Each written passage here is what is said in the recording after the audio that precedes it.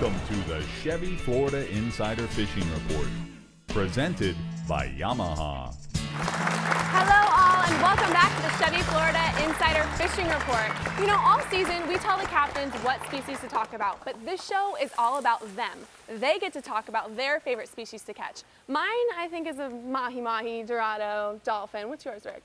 Well, any fish that bites, Bree, really is my favorite, but, you know, it is what it is. It is what it is. I love it. Believe that. All right, well, as usual, let's say hi to Dave at the workbench. Hey, Dave, what's your favorite fish to catch? The blue Martian. Oh, really? Yes. I could have guessed. Yes, we caught a bunch of them in Louisiana last week, too, boy. Wow. Nice. It was awesome. We sure missed you. But you guys, we also have a few special guests joining us today, including Chef Rolando from Schnebly Winery, who will be cooking up a storm here on set, which we're very, very excited about.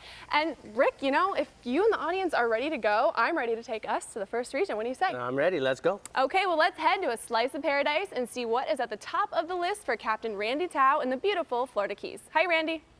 Hey, good evening, fish fans. You know, when I talk about swordfish on the show, it's something near and dear to my heart because I grew up in Fort Lauderdale as a young kid catching these swordfish. Back in the 70s, anybody that had a boat that would let me ride with them, I was on Friday night, Saturday night. That was our big thing over the weekend, to get out there and take advantage of the swordfish bite. And we had plenty of them. There were quite a few back then. We would catch them 50 pounds. We would catch them 300 pounds. And we only fished a couple of rods back then because they'd get tangled up. We just didn't know how to put more than 2 rods out without getting tangled with a fish on it. So it was one of those things we kind of learned as we went. But something I really enjoyed doing. I was fortunate to get on some really good boats. And I've got a photograph of my real young years, about 16 years old. I was with my Uncle Sid Taylor. He's very inspirational for me, sticking with fishing.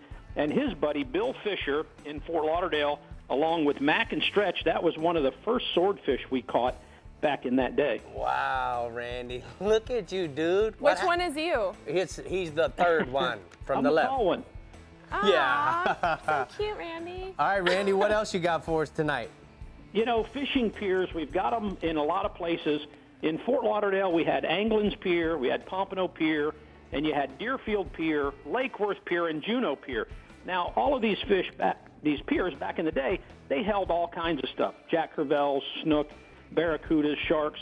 And my mother would take me to the piers. I'd talk her into taking me there on Friday and leaving me for the weekend. And a lot of times I would stay with a buddy of mine, and we would fish over the weekend, the whole weekend. We never worried about getting in trouble. We'd sleep on the bench when we got tired. And we had a lot of great times on those piers growing up as a kid. And one in particular was Anglin's Pier, and I've got a photograph of a 47-pound barracuda. Now, you know, you've caught a lot of barracudas, Rick, and you know a 47-pound cuda, they don't make many of those. But I caught that on my brand-new custom rod that day. Oh, I love Cool your picture. old pictures, dude. Thank you so much for taking the time to find them. All right, let's go inshore. You know, we got to talk about the snook. The snook was a fish that I could ride my bicycle to the nearest canals or bridges, and I could do that after school, or if I skipped school, believe it or not, and I could catch these snook anytime. They were small. We really didn't catch big ones unless we were traveling somewhere, maybe to a pier or to one of the locks. But I caught a lot of snook growing up and really enjoyed it. Still to this day, one of my favorite fish to catch. I had a buddy of mine that I grew up with, Greg Thomas, and he would talk me into going down to the Keys with him. After we'd get out of work, we used to work at Bill Boyd's Bait and Tackle. We would drive down to Bahia Honda Bridge, and my mother thought we were going to Bahia Mar Bridge in Fort Lauderdale. And I've got a photo of one of those nights coming back, cleaning fish the next morning. I love the plywood on the bricks fish cleaning table in front of the house, along with a shark. Sharks were a big thing, and I got the shark jaws right there in front of it. I can also see the wrecked car in the background. I'm glad to see that you've gotten out of that stage Nice of your life. pictures, Randy. All right, what's your last species there, Pop? Actually, just real quick, that was a car out of control that came through the neighborhood, and if that car hadn't been there, it would have went right through the house. All right, tell me about the sharks. You know, everybody's fascinated with sharks. I was no different than most of the kids, and we loved doing it, whether it was off a pier or the beaches. Now, we like going on the beaches when we got old enough to drive. We would throw a small John boat in the back of the truck, and we would head up to Jupiter, and we would row our baits out in the rowboat. And oftentimes, by the time we got back to the beach, we would have a shark on, and our buddies would be fighting the shark as we're getting back to shore from the rowboat. And this was a pretty common thing. We had some great success doing it, and it was a lot of fun growing up. And I've got a photograph of a big bull shark that we caught one night up off of Jupiter. And we weighed that fish at T&R Tackle Shop, which is a famous tackle store. It's still there today, owned by George Copeland. And that was one of the 4 sharks we caught that night.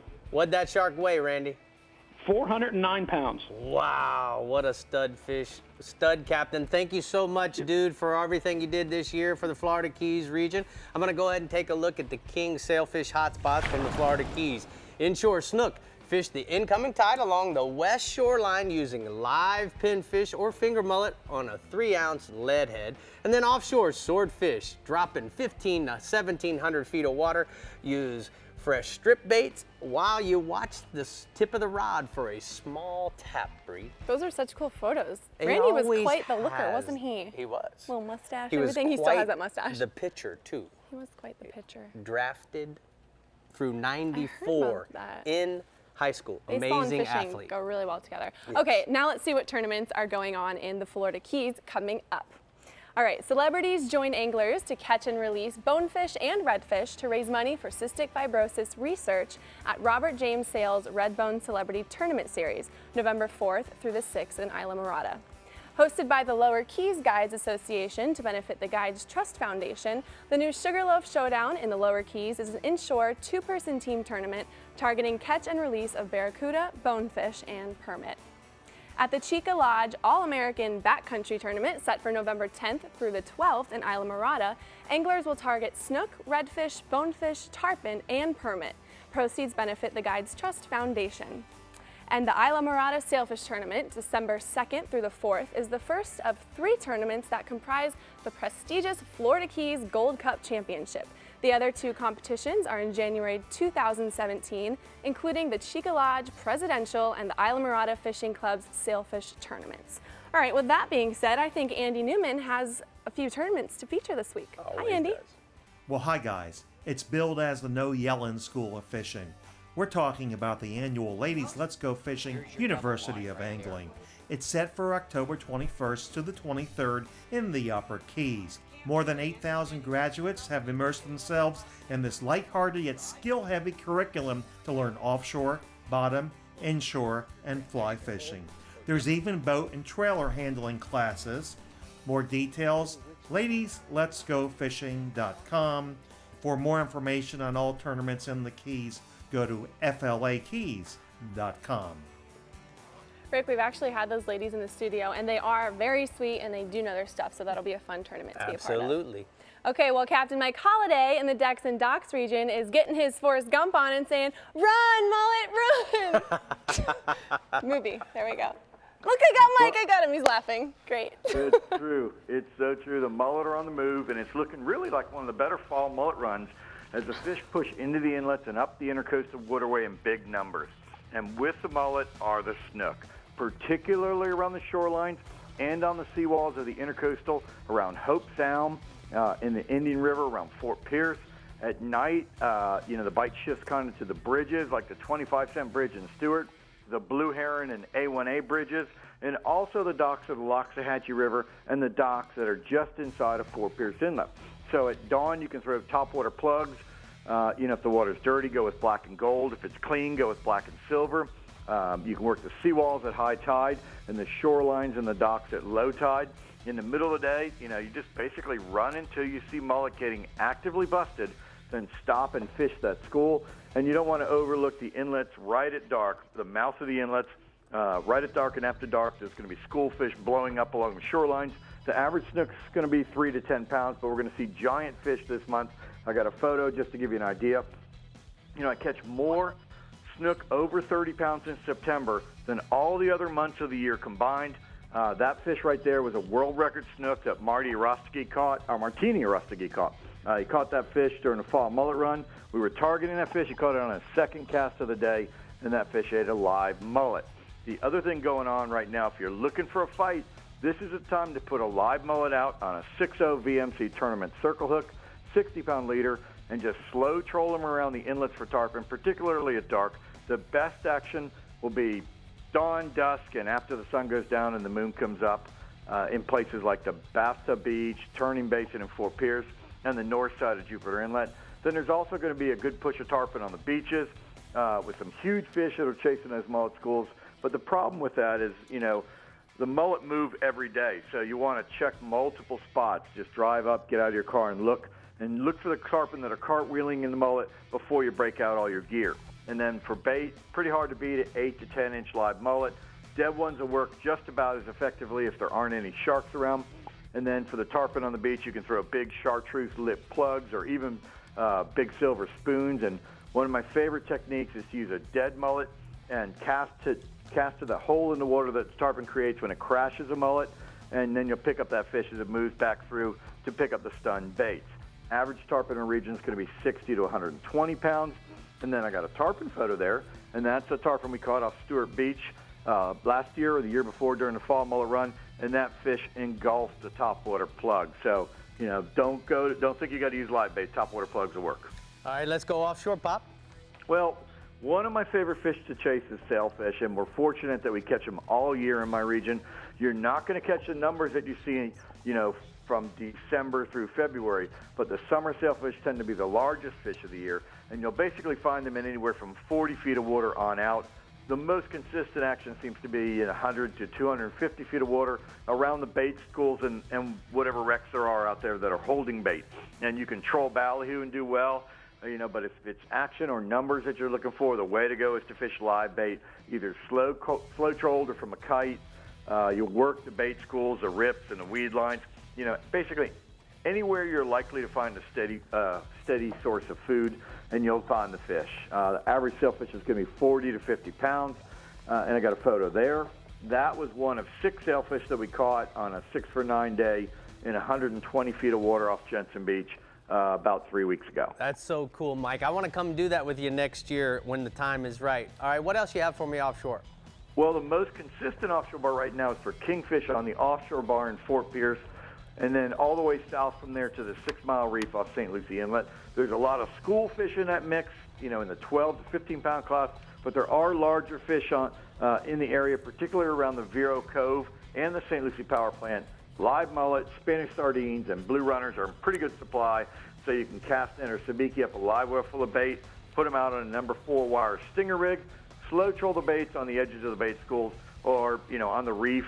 While you're watching the bottom machine, you're looking for those long horizontal lines that mark a kingfish school, and just make a turn and you'll get that slashing strike. I got a photo there. You know, you just got to dig the white boots on Jenny Schmidt. She caught that big king off Jupiter on a live goggle eye. You know, Mike, sometimes I really dig bass fishing, so why don't you give me a bass report? Well, Lake Okeechobee is sitting at 15.5 feet. And that's got the bass pushing all the way back into the marsh, really even to areas that haven't been open in years. I was talking to Captain Mike Shellen of OkeechobeeBassFishing.com. He's saying there's still some school bass around the mouth of the Kissimmee River at first light, or you can go through topwater plugs or white spinnerbaits around the eelgrass beds that are out in front of J&S and do well. Mostly school fish, but there will be some big fish in that mix. The best action really is coming on live shiners, fished in the open pockets back in the marsh. Anglers are averaging 40 to 60 fish on a half-day morning trip. Most of those fish are under 3 pounds, but there's fish to 8 pounds in the mix. So Okeechobee is fishing as good as it has in years with that high water. Thank you for all your hard work and representing the Decks and Docks East region. Mike, we're going to go ahead and take a look at the hot spots from your region. Captain Mike says inshore, snook and tarpon. In the Turning Basin in Fort Pierce, live mullet and topwater plugs along the seawalls and in the bait schools. And then offshore, mutton snapper, 90 feet of water off of Juneau Pier. Spanish sardines or cigar minnows on 40-foot fluorocarbon leaders. Now, guys, I'm here with my friend Edward Bailey from Chevy. You know, Ed, one of my favorite things in the world is classic cars. like that 1952 Chevy 5-window pickup. What do you think about that, Ed? Absolutely beautiful, Rick. Yeah. Absolutely beautiful. But I don't think they had Wi-Fi back then, did No, they didn't. they? In the trucks? No. No. Okay. But I can Just tell checking. you, this truck here, this is something that you started back in 2004 when we started the Chevy Florida Insider Fishing Report, the Real Tree Chevy Edition. Tell me about it. Actually, that's a partnership that Chevy started 12 years ago. I started that, and this is the truck that came out of that, one of our special editions. And what you probably don't know is, we've been here 12 seasons with you, Right? over 330 some episodes, but do you know what month we started all this? Probably don't, do you? We started this in No, you don't. March. Well, it might be the month, but you know what month it really was? What? It's truck month. Trunk month. Truck month. It's always truck month at Chevrolet. I love that about But- Chevy. Yes, this is the Real Tree Edition. A lot of great accents. Bill Jordan and the rest of the folks at Jordan Enterprises, we've been working on this for many years. It's been fabulous. We launched it at the Bristol Motor Speedway in just spectacular fashion with everything that went on with that race. We had 40 of these out there for all the drivers, but it's been just a blockbuster. And going into October, which is always truck month, no differently than any other month, we have a lot of other special editions. This is just one of many. The Blackout Edition, the Custom Edition, we've had the Rally Editions, but this is a really special truck to me personally. It's been with me as long as I've been with you, 12 years. So this is really, really special to me. And I think you have to admit it's pretty good looking, just like the really- 52. Absolutely. This is a Ed, good did you looking ever truck, think too. that you'd have a truck, a 65-year-old truck sitting next to one that's 4 months old? No. That's what's so awesome about the Chevy They brand. both look awesome. Is that we just continue to keep innovating. And I got to tell you, I'm so proud of what we've done here. And thank you so much for the relationship. It works Thank very, you. very well. Bittersweet to be here tonight because I know the season comes to an end, but there's always next year. That's right. So we're That's glad right. to be back. So, Bree, speaking of something next, what region are we going to next? It's truck month every month in my book. All right, anglers, coming up, we're taking a look at what's biting in our northeast waters, and then we're checking in with David at the CCA Workbench. So stay hooked. We'll be right back.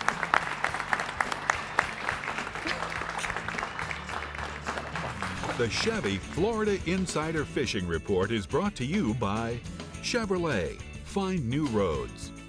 Yamaha. Reliability starts here. Contender Boats. Performance through innovation. Humminbird. Simply, clearly better. Decks and Docks Lumber Company. Florida's dock and seawall supplier. And King Sailfish Mounts. www.kingsailfish.com. Today, we're talking about automotive awards. Which one of these awards appeals most to you? Top safety pick, mid-size car, and SUV. Most dependable means a lot to me. The green car, because I like fuel efficiency. What if there was a car company that received all of these awards? One company won an award in all these? Chevy. Chevrolet is the most awarded car company of the last 2 years. I love it. It's fierce. How would you sum this car up in one word? Incredible, amazing. I can't use one word. When you're moving a big offshore boat, it's all about thrust and trust. For thrust, nothing compares to the Yamaha purpose-built 5.3-liter V8 Power Pioneer. And for trust, Yamaha's new F350C model becomes the only outboard in its horsepower class to feature a 5-year limited warranty. Never settle for less than complete confidence and control in the open water. That's Yamaha V8 Power. Get the best and forget the rest. It's one of the most ancient forms of hide and seek known to man. And nobody knows how to play the fishing game better than the backcountry guides and offshore captains of the Florida Keys and Key West. Ready or not, here we come.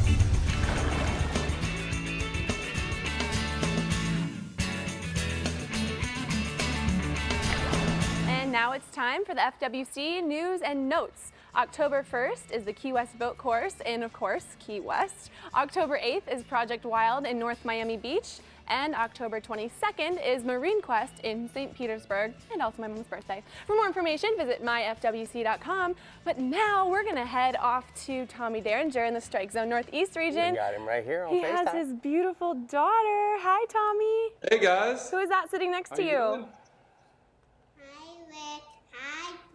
Oh. Hi, love. Look at her breathe. This is one of your biggest fans here, guys. Aw, well, can you help Daddy with Wait. his report? She's going to help me out. What are we talking about tonight? What fish?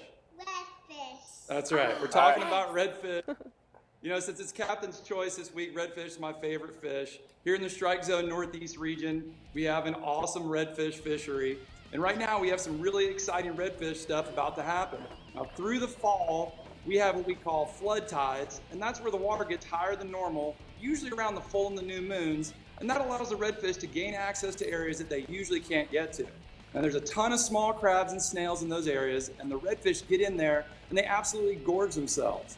And you're gonna see them tailing away, digging in the mud, and popping those small crabs right off the surface. A small soft plastic, rigged weedless, is probably the most effective setup, but people come from all over the place to fish the flood tides with a fly rod as well. Now, this time of year, we also have some huge bull reds at St. Augustine and Mayport Inlets, the area bridges, and in the St. Johns River.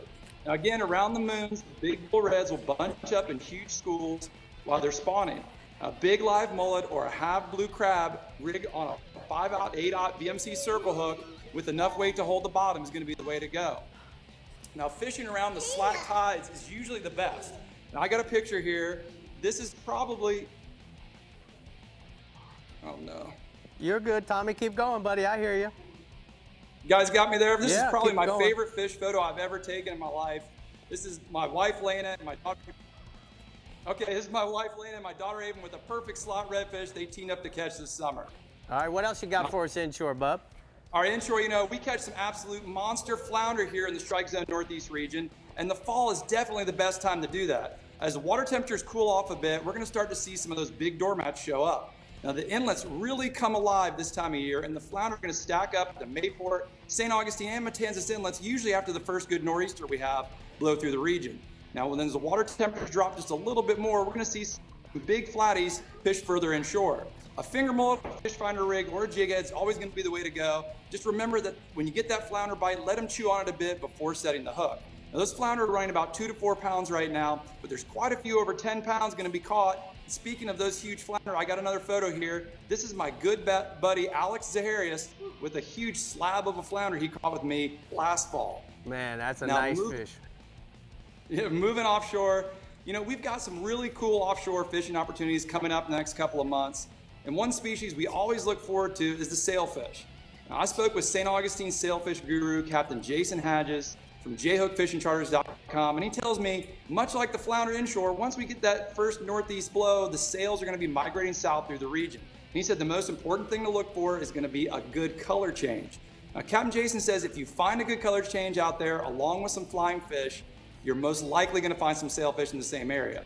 Now, he likes to pull a skirted or a naked ballyhoo, and those sailfish are going to be around now through November, usually with October being the best. Now, staying offshore, you know, most people know all about the run of cobia we get along the beach in the spring, but we also get a run of cobia in the fall as well. The ocean tends to be a little rougher this time of year, so it can be a little tougher getting out, but when the water temperature starts to drop a little, the nearshore wrecks and the reefs are going to start to hold big numbers of cobia. Now, we even get a fall run of cobia following some manta rays along the beach as well, when that water temperature is somewhere in the low to mid 70s. Now, out on the nearshore stuff, most guys will either live bait with pinfish, mullet, or pogies, or you can just jig them up as well. Now, there have also been a lot of big sharks holding cobia on the nearshore spots out of St. Augustine. And if you're bottom fishing, it's a... All right, it looks like we might have lost Tommy on the cobias, but he's saying basically if you like the bottom fish, you want to look for the water temperature to be in the mid to low 70s. The other thing that he also said is look for it to be fairly calm. This will allow you to help approach the cobias and see them along the beach. The nearshore stuff, and most of the guys use live bait, pinfish, mullet, pogies, and then you can use some jigs as well. Now, he also had a photo of the ling man himself, Tony Eden, from boattonics.net, and his team with a pair of nice cobias captured a moment that makes it really real. So cool stuff, Tommy. We appreciate all the hard work you've done this year, and we're gonna go ahead and take a look at the Northeast hotspots. Captain Tommy says inshore tarpon and redfish at the St. Augustine Inlet on the slack tide. Fish the jetties and the rocks for the schools of mullet, and then offshore bottom fishing for triggerfish, beeliners, porgies, as well as groupers from 100 feet and deeper throughout the entire region. All right, well, it's my favorite time of the show. It's time for Ask Captain Rick a Question. And tonight, we have a question from one of our audience members who is super cute, and she is ready, Rick, to ask you a loaded question. Ready? What is your name, where are you from, and what is your question to Rick? My name is Kimberly. I am from Pembroke Pines, and my question is, what is a fish that you haven't caught but would you like to catch? Oh man, what a great question. You know, I haven't caught a black marlin, and Dave Farrell, my good buddy over at the workbench, talks about catching the big blue marlins, but I haven't ever caught a black marlin. So one of the things on my bucket list is to go to Australia and jig on the reef, as well as maybe catch a big black marlin off of Australia. That'd be kind of cool, don't you think, Kimberly? Mm-hmm. All right, Bree. Well, that was a great question. I've never even thought of asking him that, but also great bucket list too. That could be on my bucket list. All right, guys, when we come back on the Chevy Florida Insider Fishing Report, we're checking in with the Southwest and Southeast regions, and our friends from the CCA are here, and they have some big news, so stay tuned. We'll be right back. The Chevy Florida Insider Fishing Report is brought to you by Bass Assassin and Saltwater Assassin, the best lures, period. Blue Water Outriggers, everything for your outdoor adventures. The American Fishing Tackle Company, precision tackle and performance clothing since 1958. Costa Sunglasses, see what's out there. And Casa Vieja Lodge, 5-star angling in beautiful Guatemala.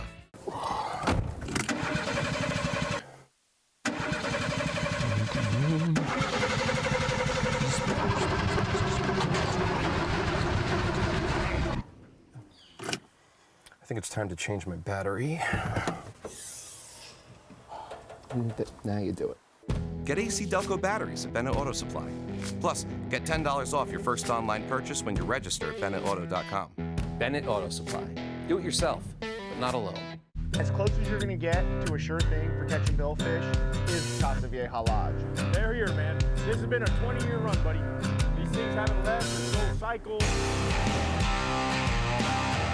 When it comes to sail fishing, this is the real deal.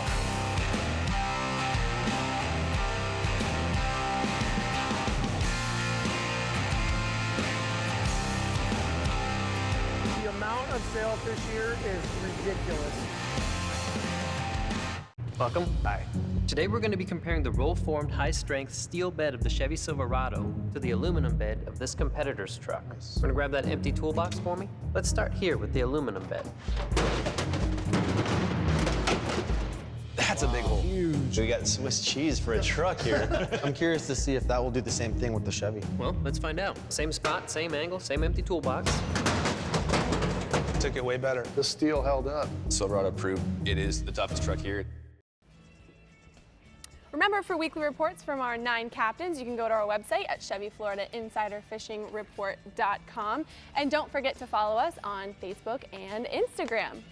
Rick, you've got some lovely guests over there. I certainly do. I have Lisa Fitzgerald, the director of the CCA Florida Star Tournament, and we also have our guest, Scott Emmerman. Now, Lisa, you know, we had a great season this year. We had 20 people catch tagged redfish, but nobody claimed the big prize. That's exactly right, Rick. We had 20 anglers catch tagged redfish, and either they weren't properly registered, they didn't follow the rules, or verification was a difficult process. Well, you know, that's all part of fishing any tournament. It doesn't matter whether it's a CCA Star or a Miami Billfish tournament or an IFA Redfish tournament. Now, Scott, last year you were a victim, basically, and I don't mean that in a wrong way, but you were a guy who caught a tagged redfish. You were registered in the tournament. Why don't you tell me, remind me of that story. So what I did is something an error was as well as I registered for the tournament itself and did not register for CCA.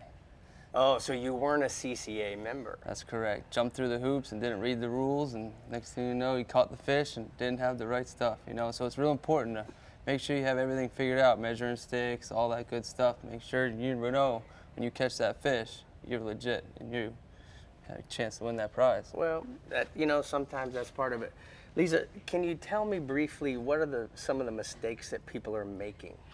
Just not knowing the rules. Make sure you know the rules and make sure that each of the rules, the measuring devices have all the rules on them. So make sure that that is the case, you follow the rules, but also make sure you get registered before you ever go fishing.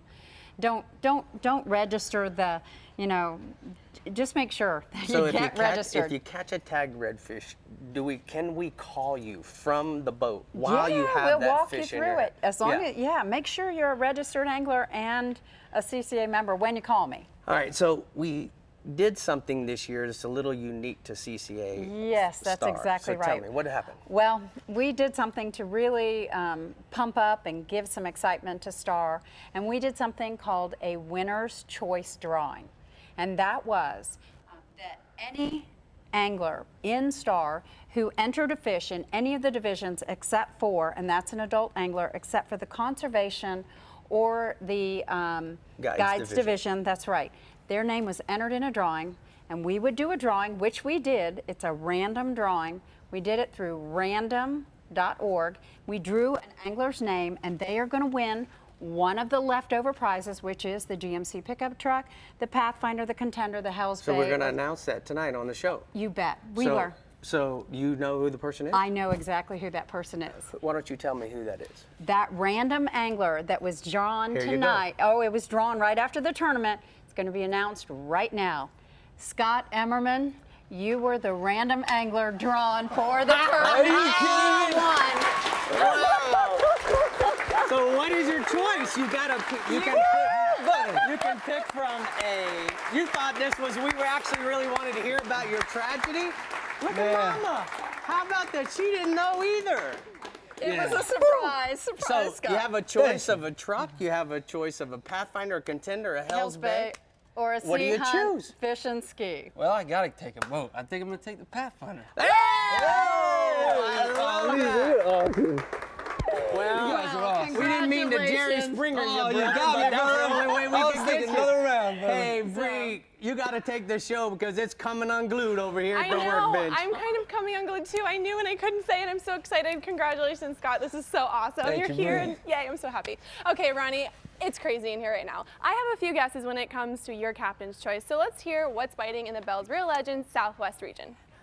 Well, obviously it isn't too hard to figure out. My favorite is the snook. You know, having grown up in Miami, one of the most important things was my dad always took me fishing, and I developed a passion for the water. Fishing anywhere from the MacArthur Causeway to downtown Miami, Biscayne Bay and the Flamingo, and all the way into Marco Island. Believe me, there's been many of all-nighters. But my favorite place to fish really is the Everglades National Park. Now, it takes time learning about moon phases, winds, and tides, and how all those elements together and how it will really relate to your success.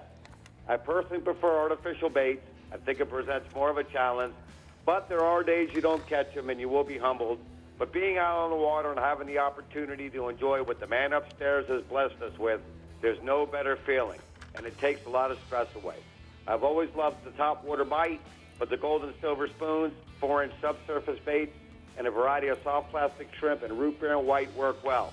Just try to have patience in working with them, and most of all, enjoy your time on the water. And I want to thank all of you who have let me be a part of handling the Southwest region for all these years and share my experiences with you. And I have a couple pictures of fish that have been caught down in the park. There's a couple good snook that I've caught over the years and caught them all in artificial lures. Now, inshore one would be the redfish.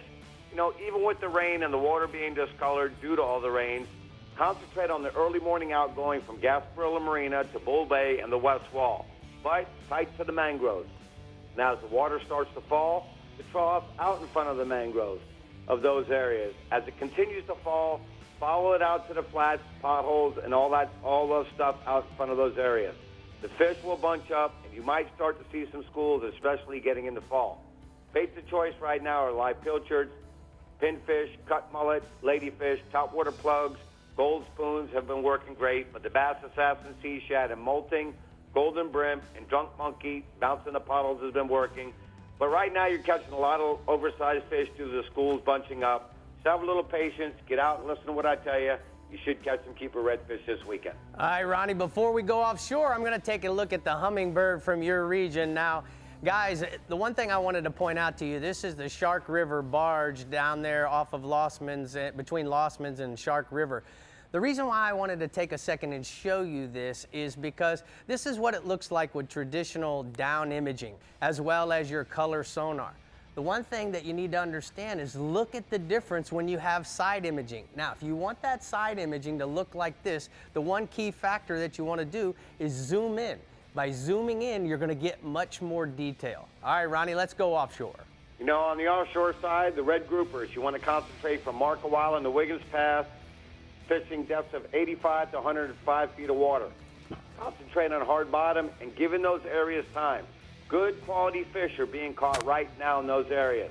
If you have the patience, drifting or simply anchoring up, giving a spot some time for up to 30 minutes. Baits of choice right now have been white bucktails with squid, cut squid, herring, sardines, or live pinfish. And I've got a prime example of a Take a Soldier fishing event over the weekend. One guy I talk about a lot, Captain Mike Avedon, with a first-place finish in the offshore division. And a big thank you to Jamie and Steve Lloyd for envisioning this and organizing this great event. It's truly been a pleasure being a part of it. Now, also on the offshore side, the permits. Sanibel to Stump Pass, fishing as close as 7 miles and out to 25 miles on most noted structure. Now, there's still being good quality fish being caught by simply anchoring or drifting across with live crabs, and even out there chumming for snappers, fish are coming up into the chum. This is a run and gun bite. Nothing happens after about 30 minutes if you're concentrating on the permits. Move on. I can tell you, fish up to 30 pounds are still being caught, and I'd like to thank all the sponsors for a wonderful 2016, especially our staff for working hard to make this show #1. But most of all the people who watch this show for all these years. They depend on an accurate report on a weekly basis. And here in the Southwest region, I try to do my best to make that happen. You've done a great job, Ronnie. Thank you so much. We're going to go ahead and take a look at the hot spots from the Southwest region. Captain Ronnie says inshore, tarpon, nighttime fishing the bridge spans from Estero to Punta Gorda. The last half of the incoming and the first half of the outgoing tide is going to work best for the poon. And then offshore, mangrove snappers, Naples to Sanibel, fishing wrecks, reefs, and ledges. Chumming and dropping back small cut baits is going to work for them. Have you calmed down? That was pretty exciting, wasn't it? Whoa. Whoa. He came over here shaking. All right, the Casa Vieja Southeast Region Captain Jimbo Thomas has seen a lot of fish aboard the Thomas Flyer. So, Jimbo, I'm really anxious to hear what your favorite is. Yeah, I'm shaking too. But now, I don't know if I have one favorite fish to catch. I like catching them all. And it doesn't really matter if it's inshore, offshore, in a lake, or in a pond, or a river. I like catching anything that's dumb enough to bite. And after fishing full-time for the last 37 years, I still try to go fishing or diving on my day off. But one of the fish that ranks right up on the top is the dolphin, and they have finally shown up in fairly decent numbers after being really hard to come by for most of the summer. These dolphin are being found on slicks, weed lines, and floating debris, anywhere from 300 feet of water on out. And with this calm weather that we've had this week, it's been really easy to spot anything floating out there. Now, most of the fish have been in the 5 to 10 pound range, with some larger ones mixed in. Yesterday, I heard of one about 20 pounds, but the bulk of them have been just decent-sized schoolies. Now, on the Thomas Flyer, we've been sight fishing most of these fish, and then we cast some small light baits to them once we spot them. We're cruising down these rips and these weed lines from the tuna tower, spotting them and casting to them. But if you don't have the advantage of the height to spot those fish, you can try trolling those slicks in the weed lines with rigged ballyhoo. You can put a skirt on there. I like to use a red skirt if I put a skirt on there, or small lures and feathers. And then you keep some spinners ready with live or cut bait ready to pitch back in the wash after you hook up one of these dolphin on the troll. Once we do find them, they have been eating pretty good. And they haven't been huge schools, but they've been more like marauding packs, 8, 10 fish. So it's been halfway decent on the dolphin, finally. Now, we did have an awesome day last Saturday with some friends of ours from the Tire Kingdom dealerships. And we ended up catching 30 dolphin, most of them those 8 to 10 pounders, 2 small blackfin tuna, and then we tagged and released an estimated 150-pound blue marlin after a 40-minute fight on the 20-pound spinning tackle. So after all these years, that's the first time we've ever caught a blue marlin on spin tackle. So it's a pretty exciting catch when it was flat calm as well. And I got a photo here, and this is a photo of that blue marlin that Greg Ingram caught last Saturday. All right, what else you got for me offshore, Bub? Well, right now we are in the middle of the annual September sailfish run, and I bet you didn't know that we had an annual September sailfish run because I just made that up, but I thought it sounded pretty good. But seriously, we've had a nice run of sailfish the last couple of weeks, which really isn't unusual for this time of the year. The sails are being caught on both live baits and on the troll, and anywhere from 90 to 400 feet of water in both the green and the blue water, but we definitely prefer to fish in the blue water. Live pilchards, herrings, sardines, goggle eyes, those are all attracting bites fished under the kite when you have enough wind, which we haven't the last few days, or on the drift. And then on the troll, rig ballyhoo and bonita strips have been working. And if you hook up or you raise a sail on the troll, have a live bait or two ready to pitch back in the wash, because there's been more than one fish most of the time. You could end up with a double or even triple header of sails. Now moving inshore, there's been a lot of mullet moving south along the coast, both off the beaches and in the intercoastal waterway, and they've made it about as far south of Hulliver Inlet so far. I haven't seen them down in the government cut area yet, but any day now. They've been schools of mostly finger mullet, but there's also been some bigger mullet mixed in and schools of big ones, and those are not far behind. But behind all this bait has been lots of hungry fish, especially snook. Now, you want to bring your casting along, get some of those live mullet, put them in the live well, then fish those live mullet on the outskirts of the schools where the distress bait will look like an easy meal. If you cast that mullet on the hook in the middle of the school, there's 8 million mullet. They're going to have a hard time finding it. You throw it on the outskirts, he's an easy prey there. Since a lot of these snook are being caught are over slot, and they're going to have to be released, use some circle hooks so we don't hurt those fish. Also following all that bait has been tarpon, jacks, barracudas, and sharks. And then the sea trout fishing has also improved with all this bait around. Sea trout are in the 1 to 3 pound and larger range are being caught on the grass flats from Venetian Causeway north to Hulliver Inlet. Small live pilchards, herrings, and pinfish fished under a Cajun Thunder. And then Rapala minnows or twitching wraps with green or black backs. Or you can try 1/4 ounce jig heads with a gulp shrimp or a 4-inch Bass Assassin sea shad. Those are all getting bites from these trout. The best fishing has been in 4 to 8 feet of water on the flats with good moving water, and if you have some bait activity on those flats, it's going to be even better. On the high tides, you want to fish on top of the grass flats, and then as the tide falls, work the potholes and the edges of the flats. All right, thank you so much, Jimbo. We're going to go ahead and take a look at the Southeast Hotspots brought to you by Center State Bank.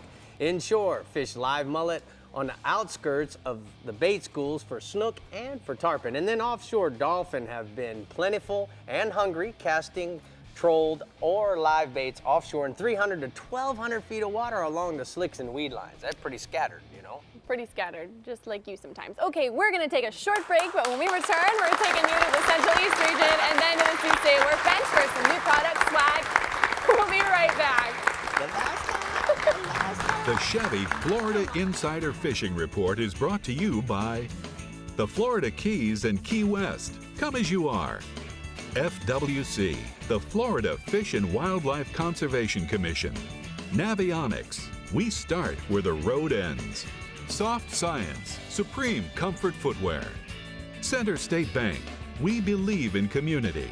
Real legends, exclusively at Bell's. And Maverick Boat Group, makers of premium boat brands Maverick, Hughes, and Pathfinder. At Yamaha, reliability is a family tradition. Meet the next generation. 4 new advanced technology-inspired inline 4-cylinder performers. Bred from the reliability and boater satisfaction that is part of Yamaha's DNA. They prove that when power gets lighter, faster, stronger, and smarter, boating gets even better and more satisfying for boaters like you. You know there's more to it than luck. There's fishing the right bait, the water temperature, the wind, the season, and then there's the boat.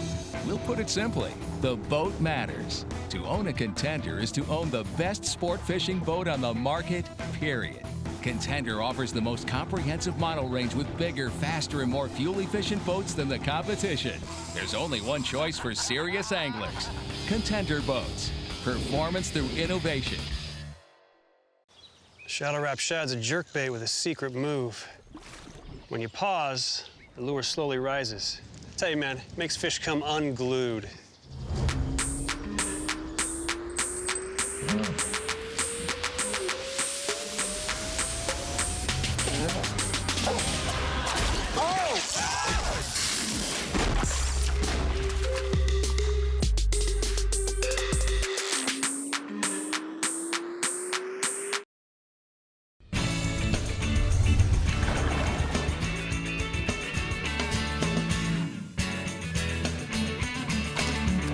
Well, CCA every week takes us over here at the workbench, and Yeah, guess man. what?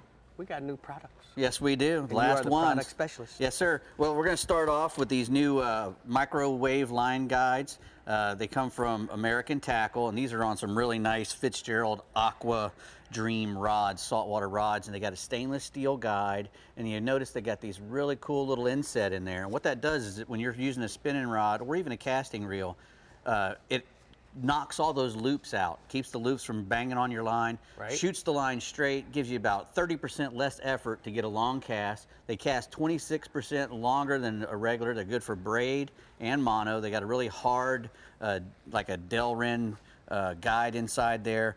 You know, improves your casting accuracy, and more importantly, makes it, you know, really effortless. I'm glad I didn't break them. I've dropped them like 3 times here before we started the show. But And you have a whole series here. You've got a big, heavy spin. Yep, and then they even make the Light little ones spin. now.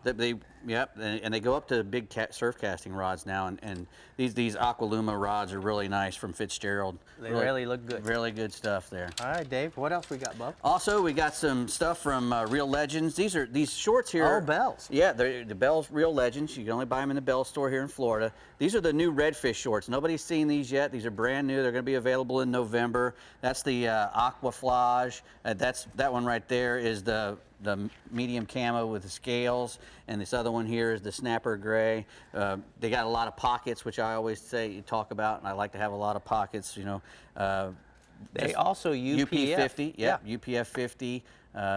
Really Moisture dry. management, which we've both need moisture management. Moisture management.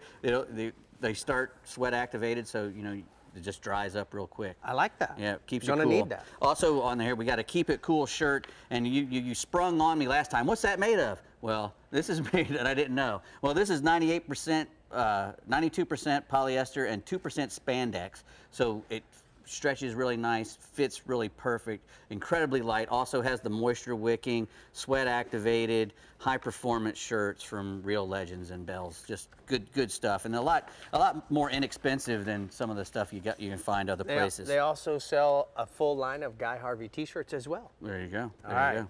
Well, we got these are the T-Rain pliers.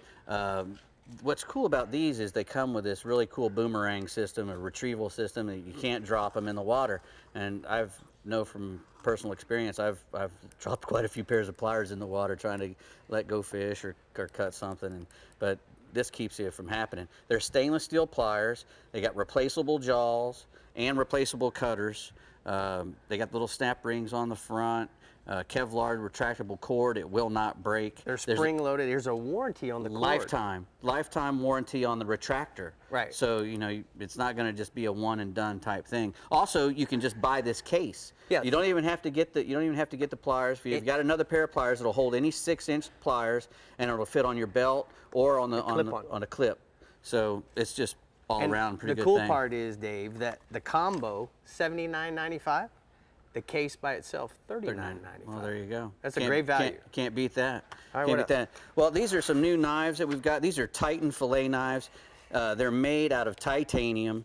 That one's yours, and you can tell it's got your name on there. They will personalize your knife. This one says Dave Farrell. Notice mine's longer and bigger than yours. Yours is very small. But there's your titanium, so they will not rust at all. He's going to say that when I have a knife in my hand. They won't rust. We could call you Shorty in a second. Yeah, I know. They're soft on one side, just a little bit, so that they're constantly sharpening themselves. And they got this really good handle. I know you guys can't feel it at home, but it's kind of like a bed liner handle. Yeah. And it's not going to slip at all. It's just a really, really good handle. And I'd like to throw in right here at the end, you know, we got these glow squids from Tormentor. They're for deep dropping.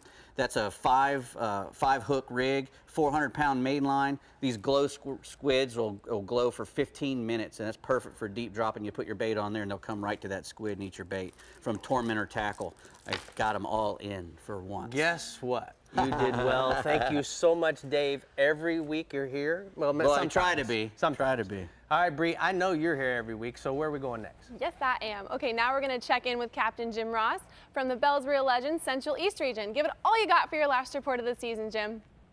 Well, you know, Bree, I started the first show of the season off with redfish as the theme species, and I'm going to stick with them through the grand finale for 2016. Redfish have become our most versatile species here in this region, and there are a few reasons why. They're found in all of our lagoon and nearshore waters just about every month of the year. And like most other areas of the state, we can sight fish to tailing fish, but many of our tailing fish are over 40 inches long. And lastly, our redfish have been extremely resilient. I say this because we've experienced probably one of the worst fish kills in state history in this portion of the Indian River Lagoon back in March. And they have continued to have smaller fish kills in those two bodies of water. But you know what? Multiple guides that I've talked to recently are still reporting some double-digit days on redfish in these areas. So, in my opinion, redfish are absolute champions. And I want to tell you, long live the Red Bulls of the Space Coast, because they are true perseverers. Now, speckled trout. Speckled trout is one of the hardest hit species in my region over the past few years. Now, the reason for this is the rapid destruction of almost 70% of the seagrasses in the Indian and Banana Rivers over the last 10 years. Now, I've received multiple emails this year and even some hate mail by our viewers asking me why I have not covered this topic more each week on my reports. Well, I've tried to highlight areas where speckled trout and other species are still available instead of dwelling on, a rapidly dying ecosystem. Until a total year-round ban on fertilizer application is implemented and adhered to, muck removal projects are completed and to restore sandy bottom for grasses to actually grow in, and our stormwater runoff drains are outfitted with better filtration systems, we're going to continue to have fish kills and poor speckled trout numbers in my region. Now, you guys and gals hear Captain Rick every single year, every single week, tout the advantages of becoming a CCA member for this show. Now, why does he do that? Because CCA is the only voice recreational fishermen have. Now, CCA is extremely involved in trying to get our state government to improve our coastal waters, and it actually backs and endorses over a dozen projects that are currently in the works to try to improve our fishing for species like speckled trout. So, if you're not a member of CCA, my question to you is this: what are you waiting for? The speckled trout in this region want an answer from you non-members as well. They want to know, what are you waiting for? So, join CCA, stop using fertilizers, get behind cleanup efforts that will make a difference for you and your kids. The Indian River was formerly known as the speckled trout capital of the world, but I tell you what, it's going to take each and every one of us to restore this lagoon system. So please, for the speckled trout's sake, for your kids' sake, if not for your own, for your kids, make every effort to help clean this lagoon up. And I've got a picture here of a really nice fat trout that used to be a common occurrence all through the Indian and Banana Rivers, but isn't quite so much anymore since we've had these problems lately. Now, I'm going to jump off my soapbox, and I'm going to jump off in the offshore because we got dolphin action picking back up, Rick and Bree. I'll tell you what, this week, 130 to 180-foot water. Right now, Captain Joe Smith was out there the other day. Fin Factor Charters out of Port Canaveral put a bunch of dolphin on the boat, averaging about 15 pounds, and he was trolling ballyhoo and pink and purple skirts in those depths. Now, there's not many rips, there's not many weed lines, but Captain Joe says you want to check out the bait fish on your sounder or see them flickering on the surface, because that's going to indicate the good areas that you're going to want to start trolling. Now, the last species offshore is flounder, and it's been a really good year for the reefs and wrecks. anywhere from about 15 to 50 feet of water. Channel markers and buoys are also holding them, especially around the canaveral and ponds inlet areas. So use live finger mullet on a knocker rig or a jig head, fish them really close to the structure, and the flounder out there, they can also be caught around the inlet jetties and any of those other rocky inlets. So most of them are running 2 to 4 pounds. Get out there while the mullet run's going strong, and until next year, do exactly what I'm going to do. Go out there and catch yourselves a memory. All right, thank you so much, Jim Ross. We're going to go ahead and take a look at the East Region hotspots. Inshore, jack, snook, and redfish. At the inlets and the jetties, use Rapala X-Rap lures or finger mullet on a jig head. And then offshore, flounder on the wrecks and reefs in 20 to 60 feet of water. Use live finger mullet on a jig head or a sliding sinker rig. That's a new one. Jim for president. Okay, guys, Rick and I have some events coming up. So if you want to meet this guy, he'll be at the Alabama Shrimp Fest October 15th through the 16th at the Chevy display booth, which sounds like good times and even better food. And if you want to meet me, I'll be at the Chevy Southern Women's Show October 22nd in Jacksonville at the Chevy display booth. Now you can clap, because coming right up on the Chevy Florida Insider Fishing Report, we're dropping our lines in the Central and Northwest regions and then checking out what's sizzling in the Chef's Corner. You won't want to miss it, so stay hooked. All right. Here we go. The Chevy Florida Insider Fishing Report is brought to you by Rapala. Catch the latest at Rapala.com. StarTron cures and prevents ethanol fuel problems. Yeti, built for the wild. CCA Florida, the voice of recreational anglers for over 30 years. Strike Zone Fishing, your fish hunt paddle store. And Guy Harvey, marine wildlife artist and conservationist. No matter where you are in Florida, Decks and Docks Lumber Company has got you covered for decking, seawall, and dock piling. From the Keys to the Panhandle and the Nature Coast to the Space Coast, we deliver the strongest products by the hardest working folks in the business. Whether you're fixing a dock or building a marina, go with the leader. Go with Decks and Docks. Supplying Florida's boaters, homeowners, and dock builders for over 20 years. How's it going? Hi. Today we're going to be comparing the roll-formed high-strength steel bed of the Chevy Silverado to the aluminum bed of this competitor's truck. Awesome. All right, let him drop.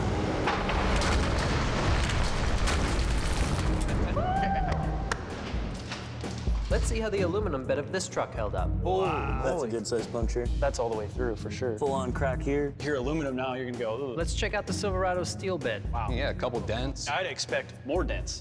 Chevy clearly held up better than the Ford.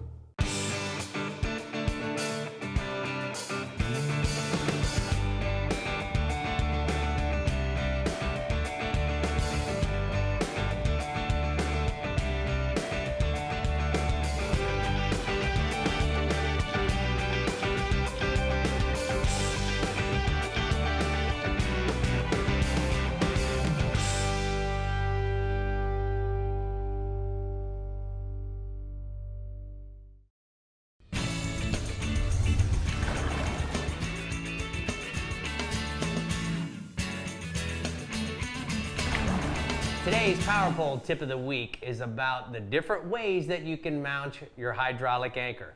Now think about it this way, guys. Certainly, through bolting is the preferred way for all you technical poling skiffs. But you know, this is the typical bracket that comes with all of our poles. So you can simply through bolt it. You can decide whether you want it outward or inward. But in most cases, this is the preferred way for technical poling skiffs. Now with that being said, some of you guys want to move your pole closer in. You want to have it so that it's tighter to a poling platform or right next to your motor. If that's the case, then Power Pole has created this jack plate bracket. And simply this bolts to all jack plates on the side. Now the Atlas as well as the Bob's Machine Shop brackets have been pre-drilled. After you've bolted to the bracket itself, then you can simply mount your power pole to the backside of this. Now for those of you who don't have a jack plate, Power Pole's made it really simple. You can simply take off the engine and then put this against the transom, mounting your power pole here. This is the shim for the other side, and this allows you to be able to use your power poles and have them again mounted using the same holes that you've already drilled, mounting your motor. Now for those of you guys that have flat deck boats like pontoons, Power Pole created this bracket. You simply bolt this to the deck and then you can mount your power pole to this bracket as well. And also, for those guys that have boats that are real high, this allows that power pole to extend down in the water so they can actually reach the bottom. Now, we've also created a universal aluminum bracket for all aluminum boats.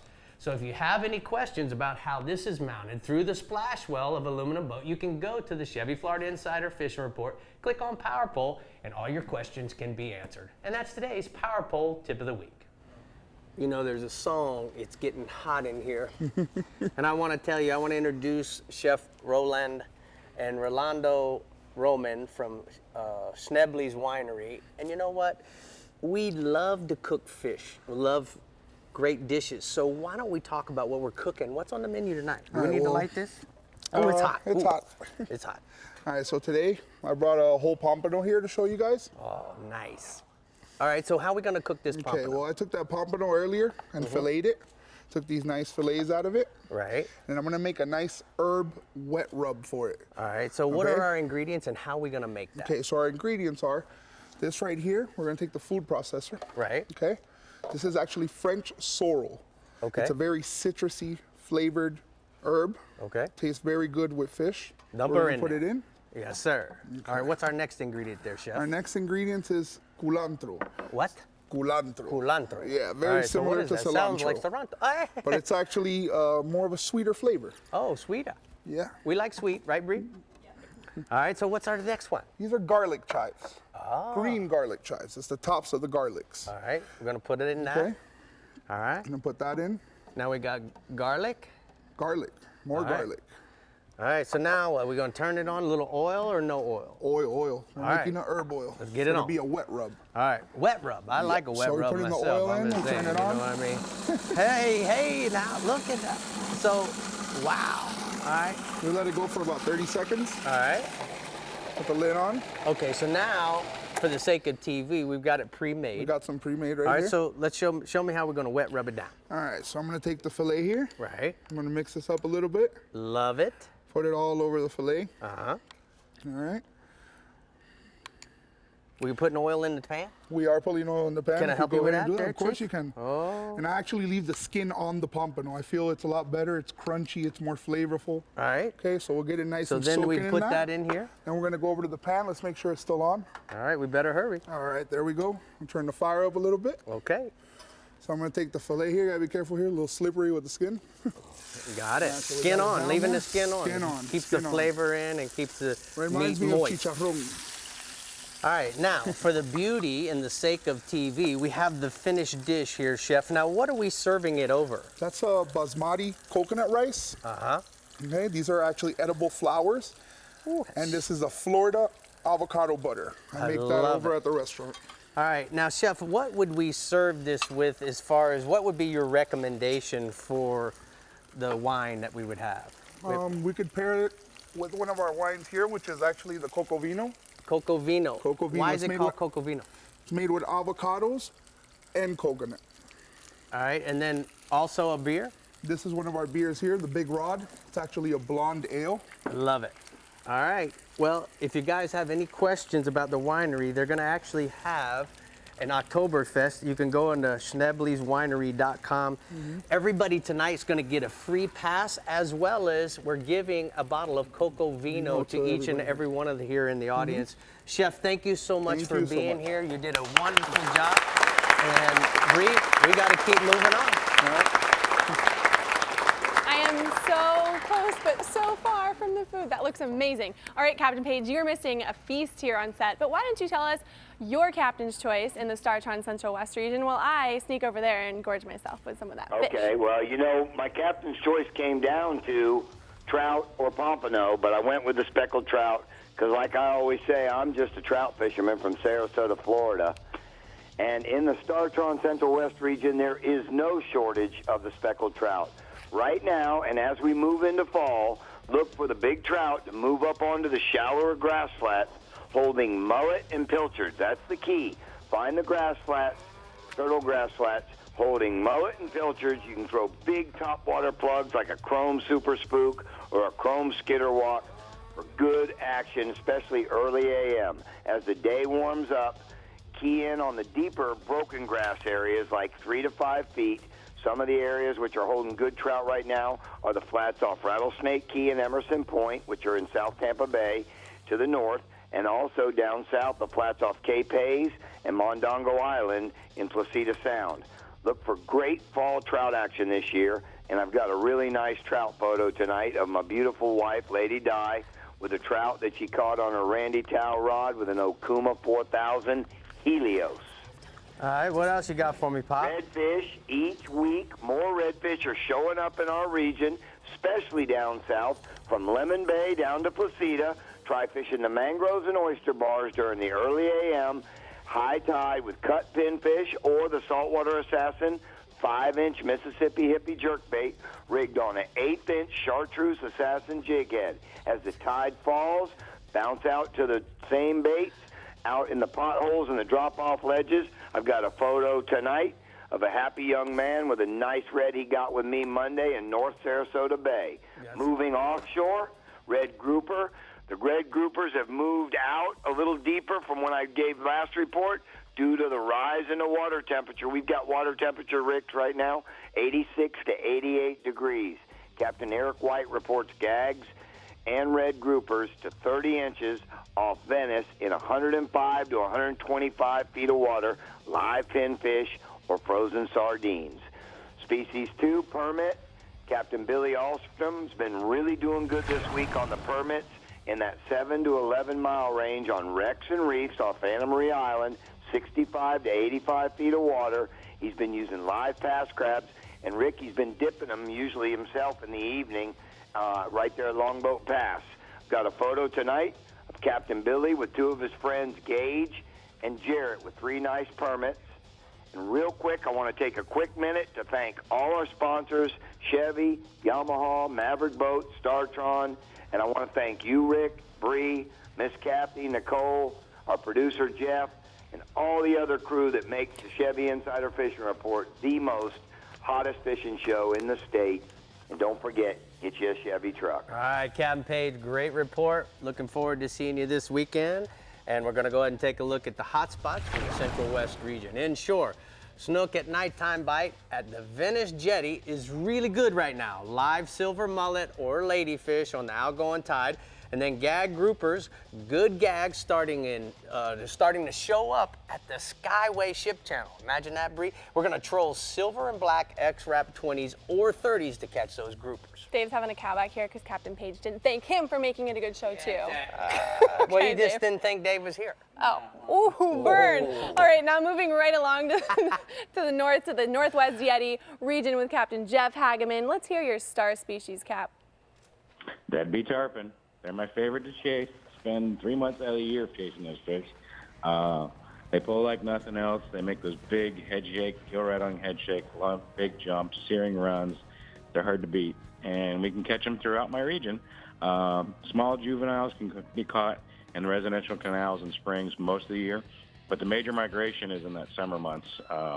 Best time to target them is that May through August. You can find them around the beaches, passes, grass flats throughout the region. As far as baits go, you can catch them on spinning, plug, fly, gear. But pinfish, threadfins, and crabs are one of their favorite live baits. As far as flies go, lemon drops over the sand, cockroach, purple and black over the grass flats. DOA bait buster is also a great thing to throw. Also skitterwalks and subwalks. Catch them on them too. They're all great baits. Big thing etiquette goes with tarpon fishing. Try not to run over your fellow anglers out there on the beach because a lot of guys beach fish. Make your approaches quiet and stealthy, and try and run around some guys out there that are, push pulling. And a stealthy approach will help you catch more fish out there too. And I've got a couple photos of me and Woody Williams with some nice early summertime tarpon. Those photos came out really good. They did good. That's great photos there, Hag. All right, what else you got for me, Pop? I got snook.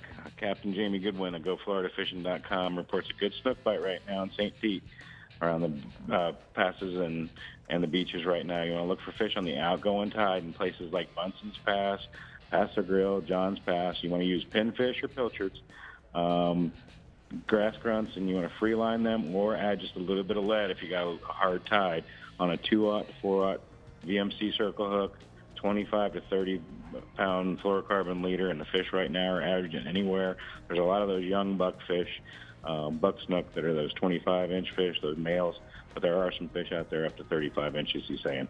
All right, before you go offshore. We're going to go to Navionics? Yep, I'm going to take a look at the Navionics. Now, we're talking about right there in the heart of your region, Homosassa. The great thing about Homosassa and Navionics is you definitely, because of all the rock piles there is, you got to be really careful, and Navionics does a great job of mapping out all those things. They mark the channel for you, as well as they show you all the flats, as well as certainly the rocks and the islands. Platinum Plus or your regular charts really work very well for Navionics, and thank you so much, Jeff. We're going to go ahead and take a look at offshore. What do you got? I'd also save your prop up there, too. That's one thing those rock piles will do. They will eat a prop up, so that'll help you get around them. Captain Jason Lineberger, the Ruthless Fishing Charters out of Tampa Bay and St. Pete, reports the gag grouper bite right now and snapper bite in that 70 to 120 has been pretty good on high release structures and ledges. Pinfish and sardines have been the bait of choice for both those species. And you also right now want to keep a flat line out the back, because we're starting to get some of those pelagics come through when you're anchored up and fishing. Just flat line, a threadfin out the back, or a big pilchard out the back. And we got cobia, a few tuna still out there, some kingfish starting to show up in more greater numbers. So that extra bait out the back might get you an extra fish or two when you're anchored up grouper fishing. Also right now, this is also going on in Page's region. I just heard the end of his report. Captain Harry Connor of Hook and Harry Charters out of St. Pete reports the permit bite on the artificial reefs and wrecks in that 30 to 70 feet of water has been doing really good right now. Dollar-sized crabs are your best bait. And like Paige said, you can catch them on the outgoing tide, either on the Skyway or any of those passes I mentioned earlier. While you're snook fishing in the evenings, you can dip up some pass crabs. If you don't have them, a large jumbo shrimp tail hook with just a little bit of lead on the hook will work really well too. That's my report for this region, and I'm gonna miss you guys. All right, great report from the Yeti Northwest region there, bud. And we're gonna go ahead and take a look at the Florida Outdoor Experience hotspots from the Northwest region. Inshore, snook along the beaches and passes, use sardines for bait. And then offshore, groupers over the rock piles and ledges in 55 to 85 feet of water using a pinfish for bait. All right, well, the Chevy Florida Fishing Report is hiring. So if you're looking for a career opportunity and would like to be a part of our team, make sure to check out the career section on our website. But next, we're headed off to the Panhandle region, so we'll see you soon. The Chevy Florida Insider Fishing Report is brought to you by Chevrolet. Find new roads. Yamaha. Reliability starts here. Suffix. The world's most hardcore fishing line. The IGFA. Conservation through education. Get your hands wet. Florida Outdoor Experience. Best parts, best prices. Bennett Auto Supply. And there's no stopping Okuma. Introducing Helmmaster, Yamaha's first fully integrated digital boat control system. With Helmmaster, you can start your outboards with a swipe of a fob and control them with a single lever.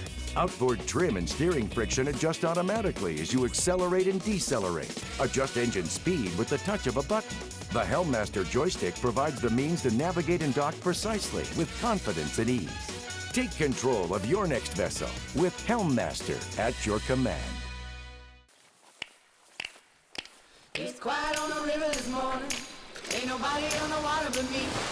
And the sun's coming on, but it won't be long. But there's a little more weight coming in this creek. I got the line with that woman of mine, and she sent me on down that way. Now I'm making noise with the alligator boys, 20 miles east of Goshen. Making noise with the alligator boys, 20 miles east of Goshen. Remember the glory days of gasoline? It's just not made the same anymore. Kick your gas into gear with StarTron. Pump up the performance in all of your engines. Cure the problems of ethanol with the power of enzymes. And maximize your mileage every time you drive. Kickstart your engines with StarTron. Welcome. Hi. Today we're going to be comparing the roll-formed high-strength steel bed of the Chevy Silverado to the aluminum bed of this competitor's truck. We're going to grab that empty toolbox for me. Let's start here with the aluminum bed. That's a big hole. Huge. We got Swiss cheese for a truck here. I'm curious to see if that will do the same thing with the Chevy. Well, let's find out. Same spot, same angle, same empty toolbox. Took it way better. The steel held up. Silverado proved it is the toughest truck here.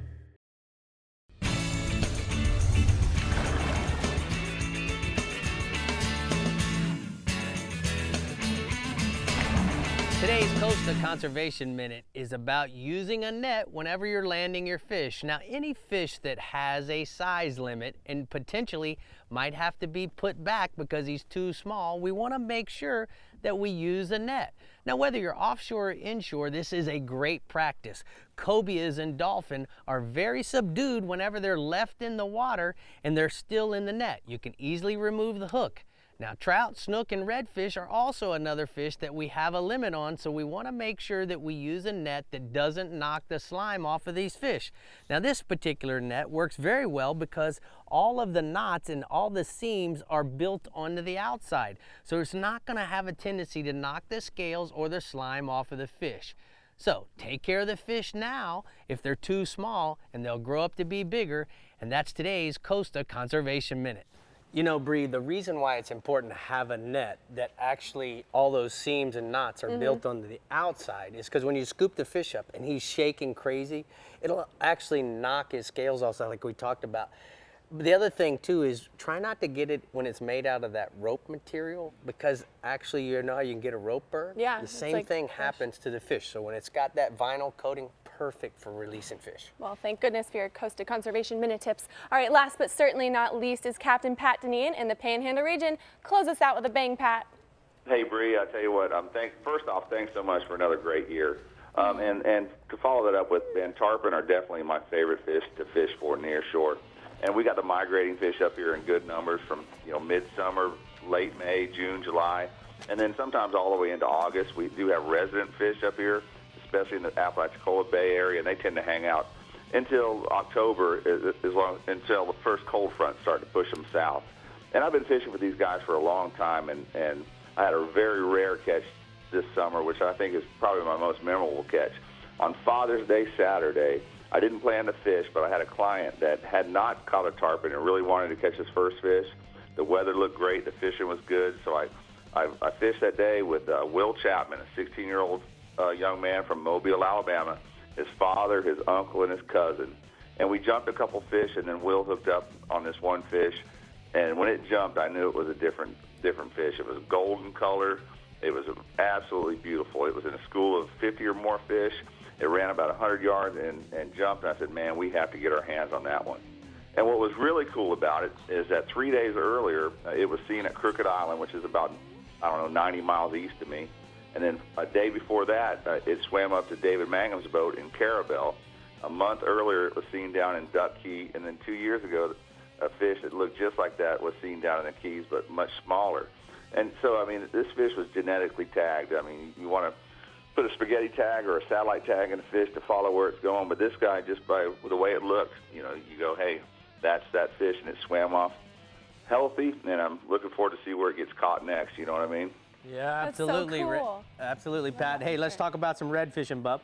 Hey, Rick, just like last week, the redfish remains very dependable up here in the Panhandle.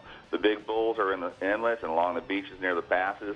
The slot fish and the puppy drums are up in the grass flats around the residential docks back further up in the bay.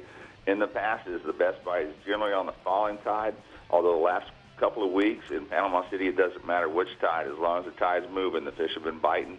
Live baits, especially croakers, spot minnows, and herrings on a Carolina rig are the best setup for those inlet fishes. Back up in the bay, topwater baits like gold spoons and weedless worm hook plastics are the way to go. And pay attention to where you got some tidal creeks, either dumping water out or pulling water in with that tide. In the back bay, most of these fish are short or barely above the slot, and there's a bunch of them, so that's a good sign for the next few years. Moving offshore, we've had some the chicken dolphins and the super chickens, basically schoolie dolphins. There's been a bunch of flotsam showing up off the beaches of the Panhandle or offshore off the Panhandle. Sargassum grass, buckets, pallets, and wood and other river debris from the Mississippi. And wherever you find some floating stuff like that, you're likely to find the dolphins. And you're also likely to find maybe a wahoo or a sailfish. So pay attention when you go offshore to keep your eye out for those. Have a couple rods rigged up, spinning rods rigged up with jigs, maybe another couple spinning rods rigged up with a hook, either a J or a circle hook for a bait or a live bait. And most of these dolphins are in a 3 to 5 pound range, but you never know when a bigger dolphin or a wahoo or a sailfish is going to show up. And then finally offshore, the white marlin. This is the best time of the year to target whites off the Panhandle.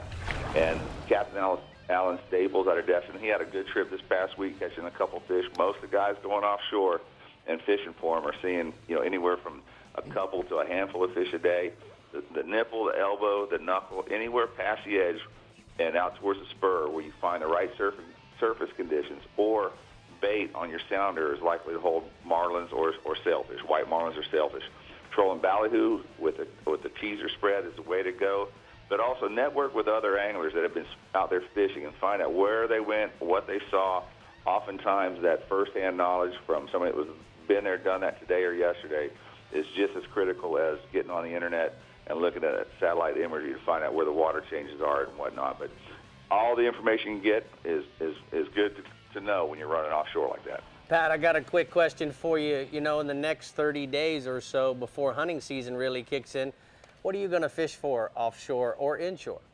Primarily, Rick, it's going to be redfish. Redfish in the passes or redfish on the grass flats near the inlets for the bigger fish or back up in the bay for the smaller fish. But October is redfishing time up here in the Panhandle. All right, bud. Looking forward to being with you at the Shrimp Fest in Orange Beach. I'm going to go ahead and take a look at the Blue Water Outrigger hotspots from the Panhandle region inshore. Once again, St. Andrews Pass for redfish on the moving tide using live baits on the bottom, and then offshore. Head to the nipple or the elbow, look for the floating debris for dolphin, or you might want to find some bait on your sounder and then troll for the white marlin and the sailfish, Bree. All right, guys, the reports for the season are in, but we want to tell you what to look forward to in our off season and what to expect for next year, right here on the Chevy Florida Insider Fishing Report. So don't cast off just yet. We'll be right back. Today, we're talking about automotive awards. Which one of these awards appeals most to you? Top safety pick, mid-size car and SUV. Most dependable means a lot to me. The green car, because I like fuel efficiency. What if there was a car company that received all of these awards? One company, one award in all these? Chevy. Chevrolet is the most awarded car company of the last 2 years. I love it. It's fierce. How would you sum this car up in one word? Incredible, amazing. I can't use one word. When you're moving a big offshore boat, it's all about thrust and trust. For thrust, nothing compares to the Yamaha purpose-built 5.3-liter V8 Power Pioneer. And for trust, Yamaha's new F350C model becomes the only outboard in its horsepower class to feature a 5-year limited warranty. Never settle for less than complete confidence and control in the open water. That's Yamaha V8 Power. Get the best and forget the rest.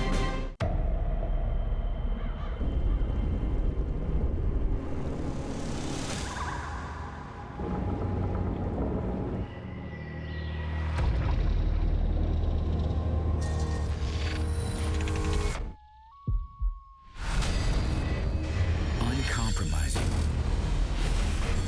Like the fishermen who swear by it.